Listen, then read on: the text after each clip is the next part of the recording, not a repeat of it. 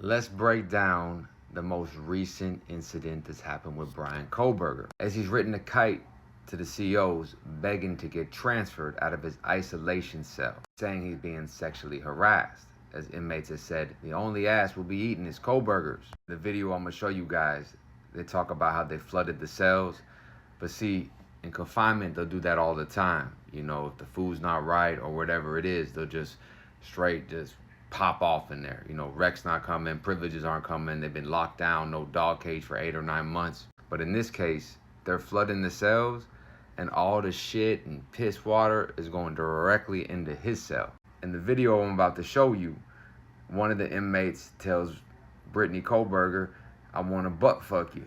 And little Snowflake told the officer, and the officer said, I heard a lot of bad stuff, but I didn't see who said it. This is an isolation unit. Think about that. Let's watch this video and I'll break it down after.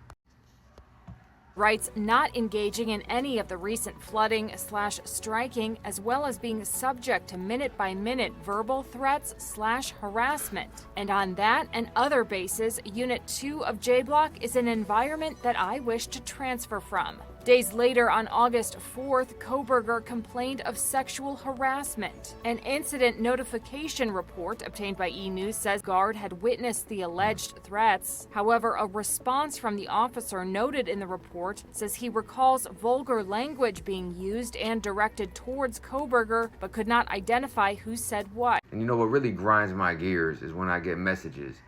I understand, I respect everyone's opinion about people being innocent. Come on now. What person on earth would ever plead guilty to taking 4 people out in the prime of their lives to avoid death row? If you didn't do it, let the evidence speak. No, you're a coward. You got caught. You can make as many conspiracy theories and do all this and do all that, but the reality is this. I've been in prison too long, unfortunately, and I know a coward. I know a sweetheart when I see one. And Brittany went to school, played the video games, did it all, except experienced it in real life. There's a saying in prison, and they say, oh, look, out here, you know, he's this predator, he's the Hannibal Lecter. In prison, you're just another bitch-ass inmate getting extorted. They're flooding the cells, shit's all in there. Dudes are saying stuff that is so wicked. In his mind, he's running to try to use that as a transfer, and the officer says, I know what the fuck you're talking about. He's already made the worst mistake you could possibly make. Write a kite on an inmate and then put an officer in the crosshairs. And you're in an isolation cell. You don't even have a cellie. When I see all that going on, this is what I remember. I think about them when that shit water's running in your cell. What you don't get about prison is this. There's nowhere you can run. That's why the toughest of killers, the predators, become prey in prison. Because there's no more guns, there's no more cars, there's no more technology where you could spy and stalk. All you have is your word and your heart. And I guess inmates think Kohberger got something else. But listen, Bryan Kohberger, this is what it is. You can run to the farthest region to another prison, but you're still gonna be that little punk. That's what it is. I think we should leave the closing arguments with this video. In high school and college, but you're gonna be getting big D's in prison. Failure. And when those prison doors slam shut behind you, I hope that sound echoes in your heart for the rest of your meaningless days. I'm confident that the men in prison will have their way with you in more ways than one. You will finally get what you wanted, physical touch.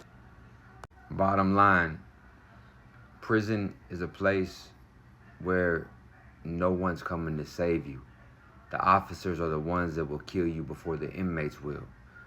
And if you hurt kids, innocent people, and when I say that, I get a lot of backlash. They're not innocent, they're not kids. Listen, when you're in your early 20s going to college, you're an innocent kid, man, at the prime of your life. He thought he was gonna be Ted Bundy. He thought he was gonna go in there like Ted did with the sorority house and Chi Omega and kill those innocent girls. But just like Ted got just humiliated, beaten, extorted before they put him in the chair in Florida, you didn't do that. You didn't go to trial because you didn't want the evidence to come out.